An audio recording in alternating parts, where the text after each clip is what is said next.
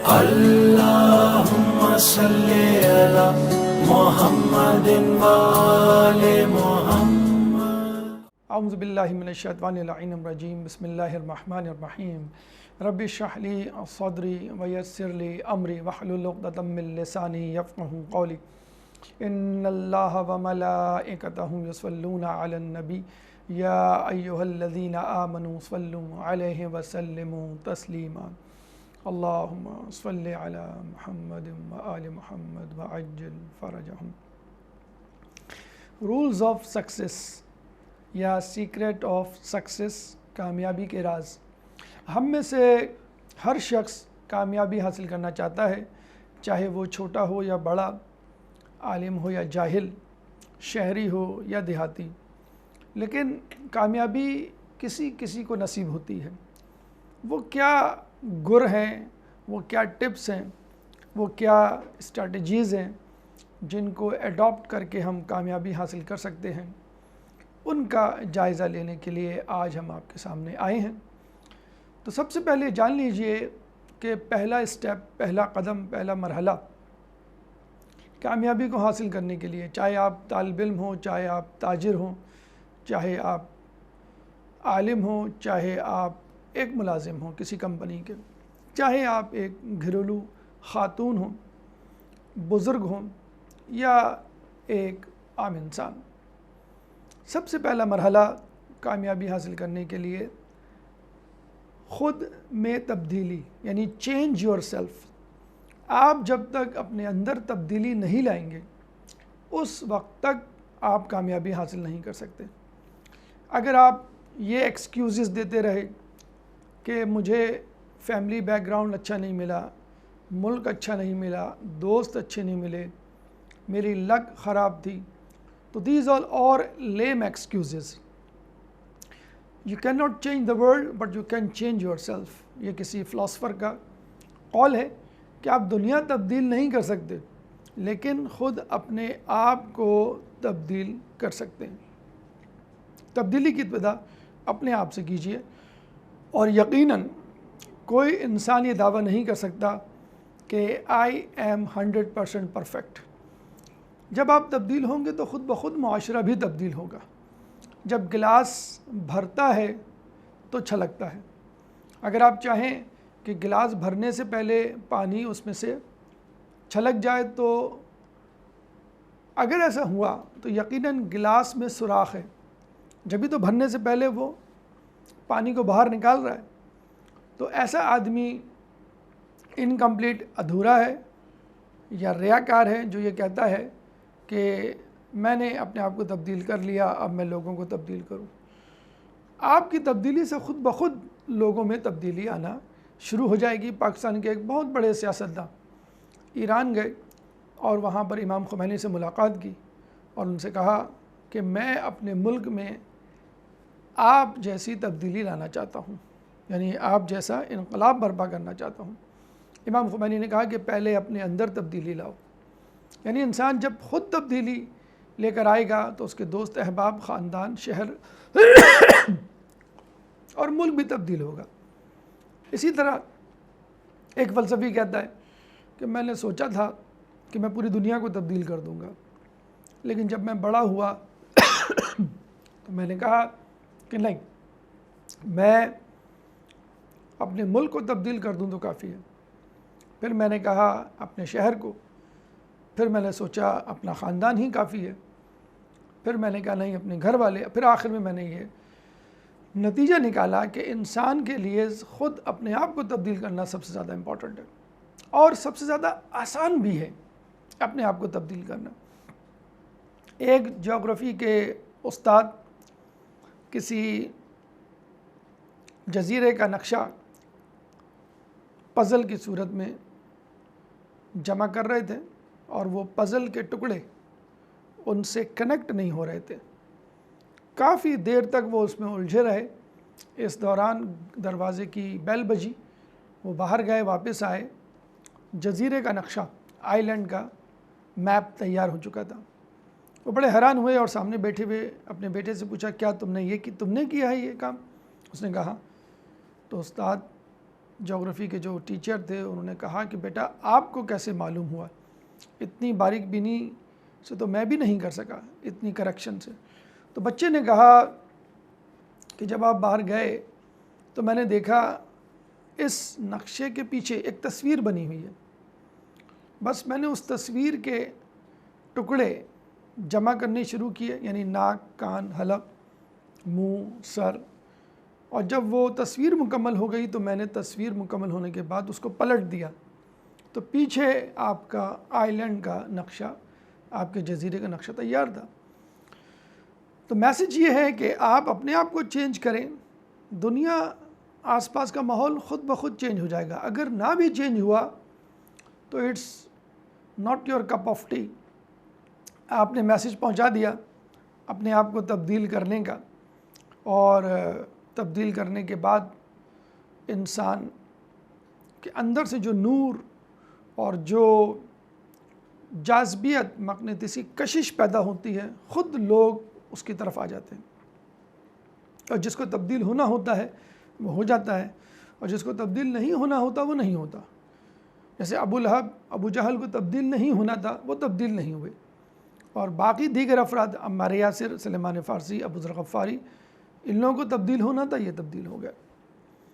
دوسرا اسٹیپ، دوسرا مرحلہ، مثبت سوچ، پازیٹیو اپروچ، ایک یقین اپنے اندر کہ میں کامیاب ہو جاؤں گا اور میرے لیے راستہ کھلا ہوا ہے، آسانیاں موجود ہیں۔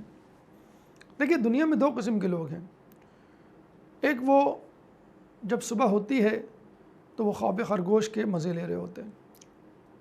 اب ان کے پاس دو آپشن ہیں، to continue their sleep, to continue their dream, یا اٹھ کر پریکٹیکلی اپنے خوابوں کو تلاش کریں اور ان کو اپنائیں۔ تو جو لوگ بیدار ہو کے باہر نکلتے ہیں اپنے خوابوں کی تلاش میں، تو جو کچھ وہ خواب میں دیکھ چکے ہوتے ہیں اس کو پریکٹیکلی اپنے سامنے پاتے ہیں۔ تو decision is up to you, you have to wake up to get out of your home to achieve the dream اور to continue your dream on the bed.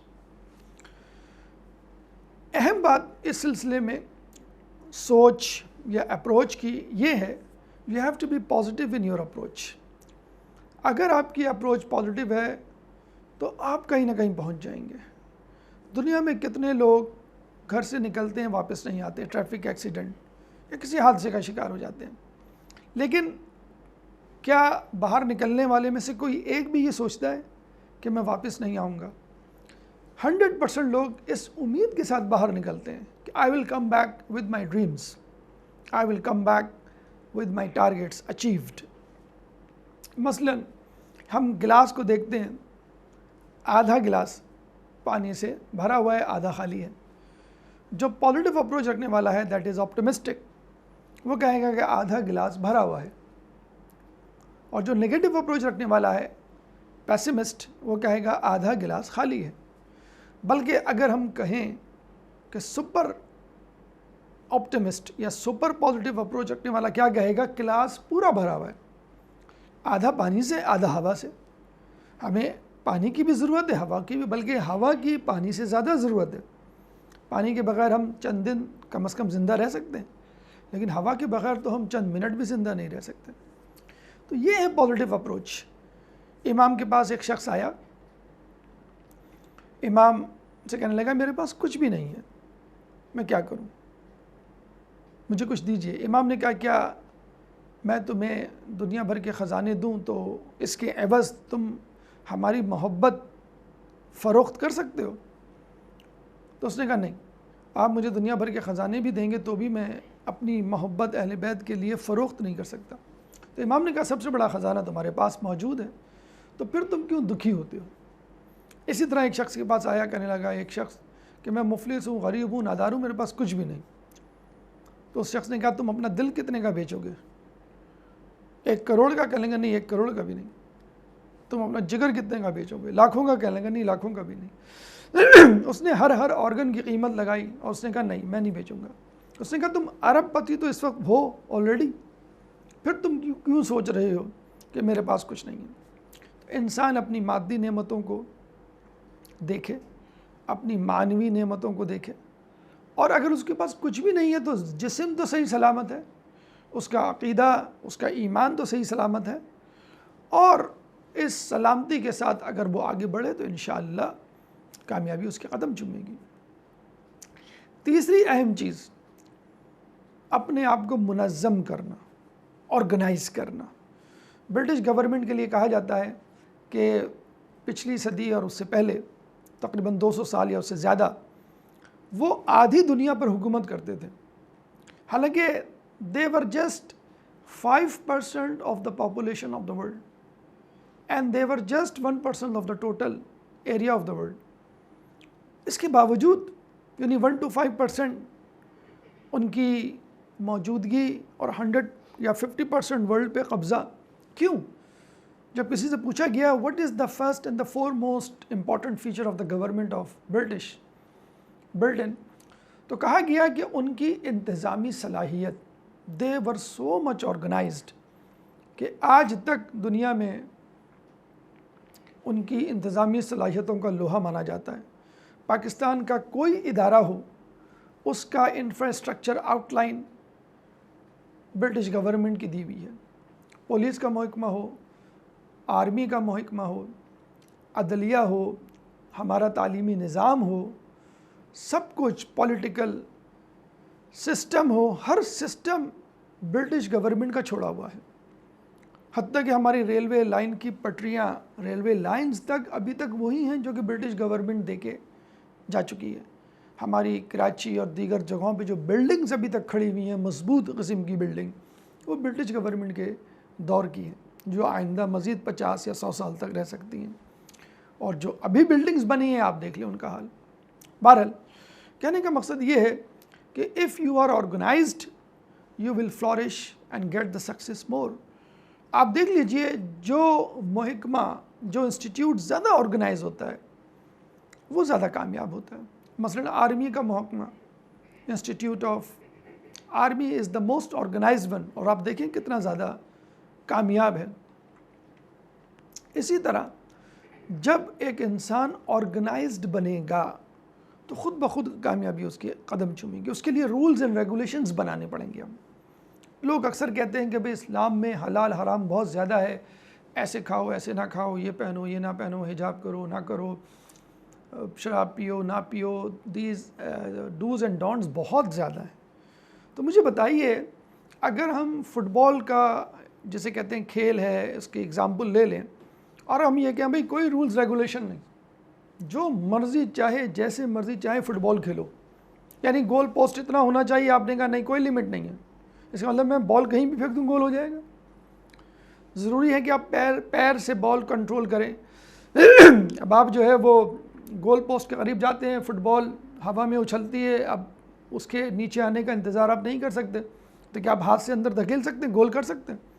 Maradona کے دور میں ایک دفعہ فائنل میں میراڈونا نے اسی طرح گول کیا، جب اسے ٹی وی اس وقت سارے کیمرے نہیں تھے کہ ٹو جسٹیفائی کہ گول صحیح تھا کہ نہیں، تو میراڈونا سے پوچھا گیا کہ بھائی کیا اب تو خیر ہو چکا فائنل، آپ جیت چکے، کپ آپ کو مل چکا، تعریف ہو چکی ہے آپ کی، وکٹری سٹینڈ پہ کھڑے ہو چکے، سچ سچ بتائیے کہ it was your hand in the victory? تو اس نے کہا دیٹ واز گاڈز ہینڈ۔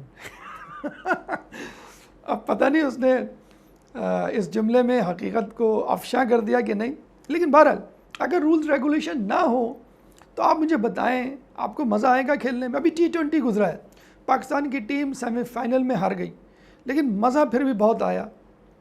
اسی ٹیم کو کہا جاتا کہ آپ فائنل جیت بھی گئے، فائنل میں پہنچنا دور کی بات، آپ فائنل جیت گئے اور کوئی ٹیم آپ کے مد مقابل نہیں ہوگی مثلا، تو آپ کو کتنا شوق لگے گا، نہیں مجھے نہیں چاہیے ایسی جیت۔ یا آپ سے کہہ دیا جائے بھائی کوئی لمٹ نہیں ہے 20 کی، آپ 30 آپ 50 اوور کروائیں، کوئی وائٹ بال نو بال، کیچ آؤٹ بھی نہیں ہوگا، آپ بولڈ بھی ہو جائیں گے تو پلیئر کو واپس پیویلین میں جانے کا نہیں کہا جائے گا، LBW بھی نہیں ہوگا آپ کا، بس آپ فری ہیں کھیلنے کے لیے، تو آپ کو مزہ آئے گا جیتنے میں، حالانکہ آپ کو ٹرافی دی جا رہی ہے کہ آپ کا کوئی مد مقابل بھی نہیں ہے، مثلا 2 پلیئر آئیں گے بال کرائیں گے آپ کو اور آپ خوب چھکے مارے گا، کوئی کیچ نہیں پکڑے گا کوئی روکے گا نہیں. تو آپ کہیں گے نہیں جب رولز ریگولیشن نہیں ہے تو پھر مزہ کیا کھیلنے میں. تو لوگ کہتے ہیں بھائی شیطان نہیں ہوتا تو ہم جنت میں جاتے. ارے بھائی شیطان نہیں ہوتا, کوئی مد مقابل نہیں ہوتا تو فائٹ کرنے میں مزہ کیا آتا. رولز ریگولیشن ہی نہیں ہے, جب جو کھاؤ پیو تو پھر کیا مزہ آتا ہے زندگی کا. کوئی اصول ہی نہیں ہوتے, ہر ایک کا اپنا اپنا, جسے کہتے ہیں کہ وہ جنگل کا ایک قانون ہوتا جو طاقتور ہوتا, مائٹ از رائٹ. جیسے کہ دنیا میں کسی حد تک یہ ہے کہ جو طاقتور ممالک ہیں, جو طاقتور لوگ ہیں, ان کی بس چل رہی ہے, باقی لوگ بیچارے تماشائی بن کے بیٹھے ہوئے. تو رولز آف گیمز آپ کو سیٹ کرنے پڑیں گے. جب گیمز میں رولز ہیں, کھیل تماشے میں رولز ہیں, تو ایک سنجیدہ زندگی گزارنے میں رولز ریگولیشن کیوں نہیں ہونے چاہیے. اپنے رولز ریگولیشن سیٹ کیجئے, یس اور نو دونوں اپنی زندگی میں ہونی چاہیے. ہر چیز میں یس کہہ دینا, ہر کسی کو ویلکم کر دینا, ہر وقت ہر کام کے لیے تیار ہونا, یہ صحیح نہیں. سونے کا, کھانے کا, دوست احباب کا, کام کا, ہر چیز کا ایک وقت ہوتا ہے, اور پھر ایک ڈیوریشن ہوتا ہے کہ میں اتنی دیر کھانا کھاؤں گا, اتنی دیر سوؤں گا, اتنی دیر کام کروں گا. اس سے زیادہ, مثلاً آپ 9 to 5 سے زیادہ کام کرتے ہیں, دیٹ از یور انایفیشنسی, کہ آپ کا کام ختم نہیں ہو پایا 5 PM سے پہلے. تو رولز ریگولیشن بنائیں, ڈوز اینڈ ڈونٹس کا انتخاب کریں اور اس کو فالو کریں, اور لوگوں کو بھی کہیں کہ وہ فالو کریں, تب آپ انجوائے کریں گے. اور کوشش میں لگے رہیں, that is the third step. استقلال, کنسسٹنسی. اگر آپ دیکھیں دنیا میں وہی لوگ کامیاب ہیں جو مستقل مزاجی سے لگے ہوئے ہیں, چاہے وہ عام شاپ کیپر ہو, چاہے وہ بہت بڑا بزنس مین ہو. غفال شاشی ایک بہت بڑا فرنیچر میکر تھا ایک زمانے میں. وہ بادشاہ کے پاس ایک چیئر لے کے گیا اور کہنے لگا کہ میں نے یہ چیئر بنائی ہے, آپ دیکھیں. تو بادشاہ چیئر دیکھ رہا تھا, کرسی. اسی وقت عالم دین دربار میں حاضر ہوا. بادشاہ فوراً ادب سے کھڑا ہو گیا اور تمام درباری بھی کھڑے ہو گئے. تو فرنیچر والے نے جب یہ دیکھا, یعنی غفال شاشی نے, تو اس نے کہا کہ علم کی زیادہ, عالم کی زیادہ اہمیت ہے. وہ سب کچھ چھوڑ چھاڑ کر نکل گئے اپنے شہر سے. 1 سال بعد واپس پلٹے تو پتہ چلا کہ انہوں نے کوئی علم نہیں حاصل کیا. تو وہ بڑے حیران ہوئے اور انہوں نے کہا کہ میں اس عمر میں علم نہیں حاصل کر سکتا, اور اتنا ٹائم دینے کے باوجود میں نے کچھ بھی نہیں کیا. فرسٹریٹ ہو کے وہ پہاڑوں پہ نکل گئے. پہاڑ کی چوٹی پہ بیٹھے ہوئے تھے, سامنے ایک پتھر تھا, اس پہ پانی ٹپک رہا تھا کسی چشمے کا, ایک ایک قطرہ. انہوں نے قریب جا کے دیکھا تو جہاں پانی ٹپک رہا تھا وہاں پتھر میں سوراخ ہو گیا تھا. تو وہ حیران ہوئے اور پھر اپنے آپ سے سوال کیا کہ کیا علم پتھر سے بھی زیادہ سخت ہے, اور میری کوشش اس پانی سے بھی زیادہ نرم, کہ جس طرح پانی نے نرم ہونے کے باوجود پتھر میں سوراخ کر دیا, میری کوشش علم کو نہ حاصل کر سکے. پھر وہ 1 نہیں 2 نہیں 10 نہیں 20 سال علم حاصل کرنے میں مصروف رہے, اور پھر ان کا بہت بڑا نام ہوا عرب کی ادبیات میں, گرامر میں, مقدمات میں, لٹریچر میں. تو اصل چیز ہے مستقل مزاجی. اگر انسان مستقل مزاجی کے ساتھ لگا رہے, وہ کسی نے کیا خوب کہا کہ اگر مستقل مزاجی اچھے لوگوں سے نہیں سیکھ سکتے تو کم از کم شیطان سے ہی سیکھ لو. 24 hours a day 7 days a week لگا ہوا ہے مسلسل وہ. اچھا اس کو معلوم بھی ہے کہ میں ناکام ہوں, میں جہنم میں جاؤں گا. اس کو 1 مہینے کی فورسڈ پیڈ ویکیشن ملتی ہے رمضان میں, لیکن وہ لینا نہیں چاہتا. ہم تو فوراً تیار ہو جائیں لینے کے لیے. اس کے لیے بھی وہ شعبان میں اور پھر آنے کے بعد شوال میں, بلکہ چاند رات سے اوور ٹائم شروع کر دیتا کہ جو کمپنسیشن ہے رمضان کی وہ میں پوری کر سکوں. تو شیطان جب جانتے بوجھتے کہ میں ناکام ہوں گا اپنی کوششوں میں, in the last at the end of the day مسلسل لگا ہوا ہے. تو ہم ایک انسان, ایک اشرف المخلوقات, ایک مسلمان ہونے کے ناطے کیوں نہیں سوچتے کہ اللہ تعالیٰ ہمارے ساتھ ہے, ہم تھوڑی سی کوشش کریں تو انشاءاللہ آگے جا سکتے ہیں, اور دنیا میں نہیں کم از کم آخرت میں تو ضرور کامیاب ہوں گے. سورہ عنکبوت میں اللہ فرماتا ہے وَالَّذِينَ جَاهَدُوا فِينَا لَنَهْدِيَنَّهُمْ سُبُلَنَا, کہ جن لوگوں نے ہماری راہ میں جد و جہد کی ہم ان کو کامیاب کریں گے. دنیا میں ایک اسٹوڈنٹ امتحان کے لیے محنت کرتا ہے, کسی وجہ سے وہ حادثے کا شکار ہو جاتا ہے آن دا ڈے آف ایگزام نہیں دے پاتا، تو کیا اسکول والے ایگزامینیشن بورڈ اس کو پاس کرے گا؟ نہیں پاس کرے گا. لیکن اللہ گارنٹی دیتا ہے، صرف جد و جہد اور کوشش جاری رکھو، کامیابی میں دوں گا. یعنی دنیا میں نہیں تو کم از کم آخرت میں جنت، خدا کی رضا آپ کا انتظار کرے گی، کیونکہ آپ جسے کہتے ہیں کہ محنت کرتے ہوئے اس دنیا سے رخصت ہوئے. پانچویں اور اہم ترین چیز یہ ہے کہ انسان اپنی کوشش، اپنے کام میں باقاعدہ منصوبہ بندی کرے. کہتے ہیں کہ انسان کو خدا سے رابطے کے لیے یا خود اپنے کام میں کامیابی حاصل کرنے کے لیے 3 اسٹیپ سے گزرنا ہے. آپ یہ سوچ لیں کہ زندگی ایک دن کی ہے اور اس دن کو کامیاب گزاریں، اس دن کو اپنے روٹین، اپنے ٹائم ٹیبل کے مطابق گزاریں. پھر آپ دیکھیے گا ہر دن جب آپ اس طرح گزارنے لگیں گے کہ بس زندگی ایک دن کی ہے، آج میری زندگی کا آخری دن ہے، تو میں جتنی کوشش کرتا ہوں کامیابی کے لیے کروں. تو کہتے ہیں کہ صبح آپ مشارطہ کیجئے. مشارطہ یعنی پلاننگ.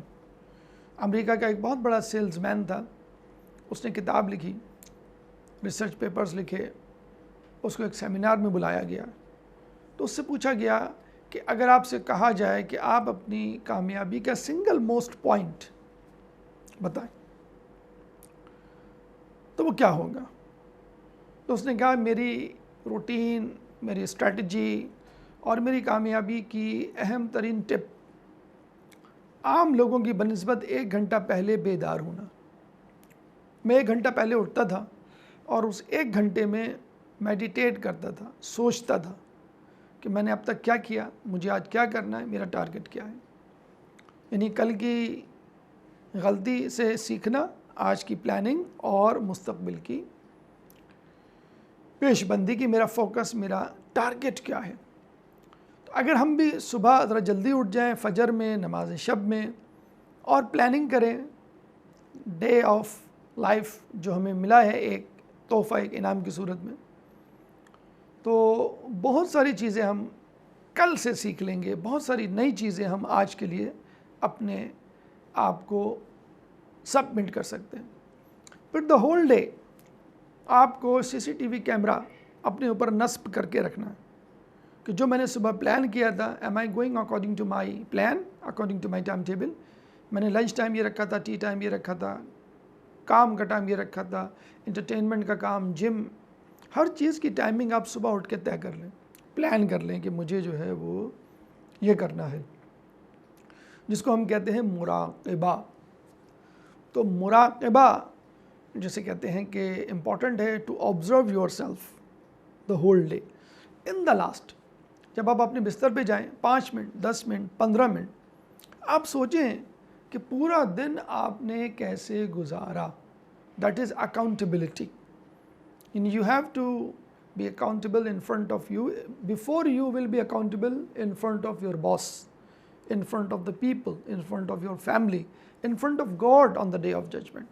اگر آپ نے پہلے ہی اپنا احتساب کر لیا تو انشاءاللہ. ہمارا مسئلہ کیا ہے؟ We are the lawyer of others and judge of others and lawyers to ourselves.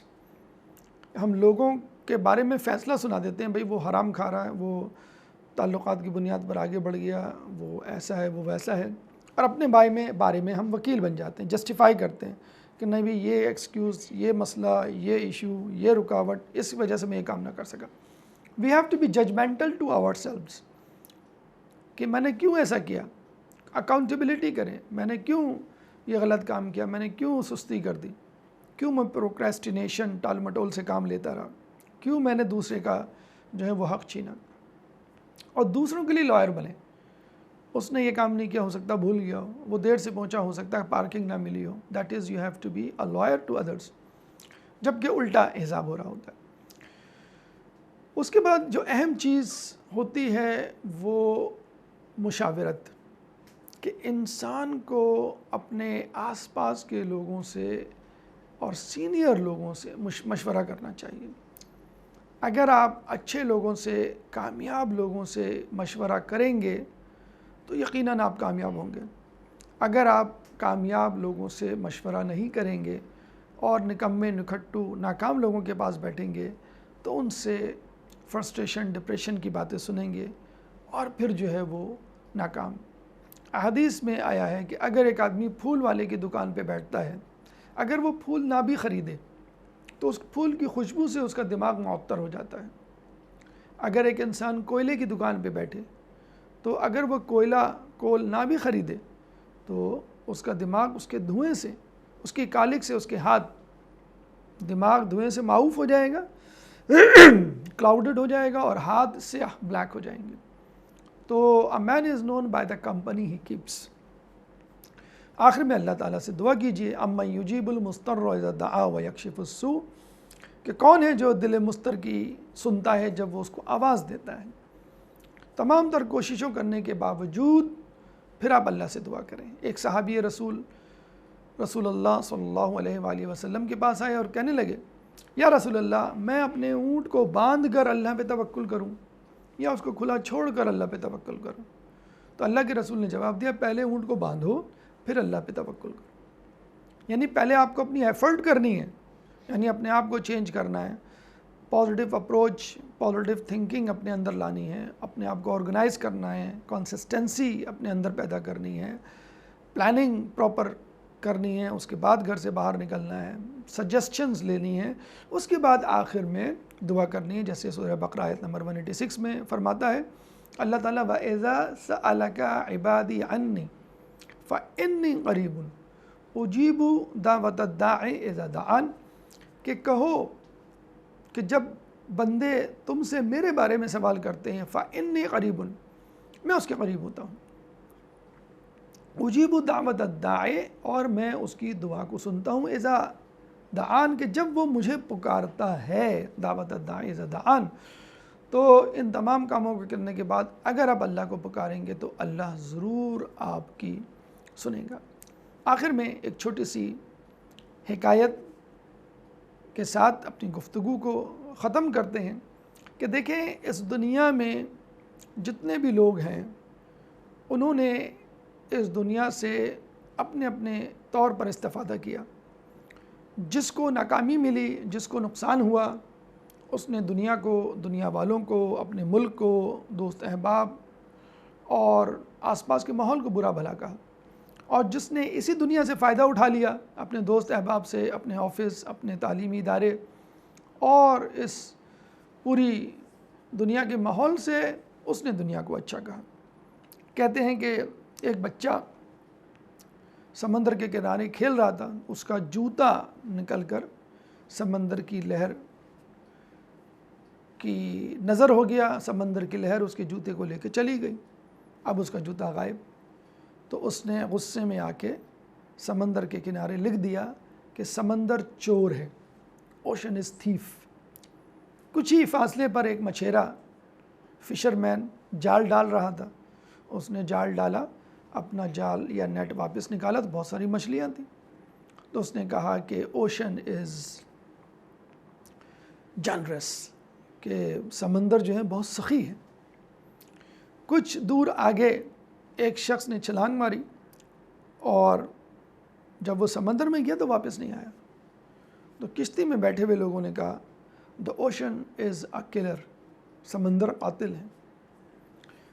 دوسری کشتی میں بیٹھے ہوئے ایک شخص نے چھلانگ ماری اور کچھ دیر کے بعد وہ واپس آیا تو اس کے ہاتھ میں چند قیمتی موتی تھے، تو اس نے کہا the ocean is very generous، ocean کریم ہے، جس کی انگلش ٹرانسلیشن بھی نہیں ہے۔ تو کہنے کا مقصد یہ ہے کہ آپ جتنا فائدہ اٹھا سکتے ہیں اس دنیا سے فائدہ اٹھائیے، اٹس اپ ٹو یو کہ آپ کتنا فائدہ اٹھاتے ہیں۔ لوگ پانی پی لیتے ہیں، مثلا کچھ لوگ نہا لیتے ہیں، کچھ لوگ غسل کر لیتے ہیں، کچھ لوگ جو ہے موتی چن لیتے ہیں۔ تو فائدہ اٹھاتے ہیں یا نقصان، اس کے بعد فائدہ کتنا اٹھاتے ہیں، مچھلی پکڑتے ہیں یا موتی، it's all up to you.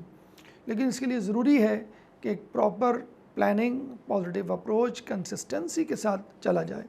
اللہ تعالیٰ سے دعا ہے کہ ہم تمام لوگوں کو دین اور دنیا کی کامیابی عطا فرمائے، جو کچھ سنا اور پڑھا اس پہ عمل کرنے کی توفیق عطا فرما، جو پریشان حال ہے ان کی پریشانی کو دور فرما، جو بے روزگار ہیں ان کو رزق حلال عطا فرما، جو رزق حلال کما رہے ہیں ان کو رزق حلال میں برکت عطا فرما، جو مقروض ہیں ان کے قرضوں کو ادا فرما، جو زندان میں ہیں ان کو رہائی عطا فرما، جو گمشدہ ہیں ان کو ان کے پیاروں سے ملا، جو سفر میں ہیں ان کو منزل عطا فرما۔ مسلمان دنیا میں جہاں جہاں ظلم و ستم کا نشانہ بنے ہوئے ان سے ظلم و ستم کو دور فرما، امام کے ظہور میں تعجیل فرما، ہمیں ان کے انصار و اعوان میں شامل فرما۔ ربنا تقبل منا انک انت السمیع العلیم وتب علینا انک انت التواب الرحیم برحمتک یا ارحم الراحمین۔ اللهم صل على محمد وآل محمد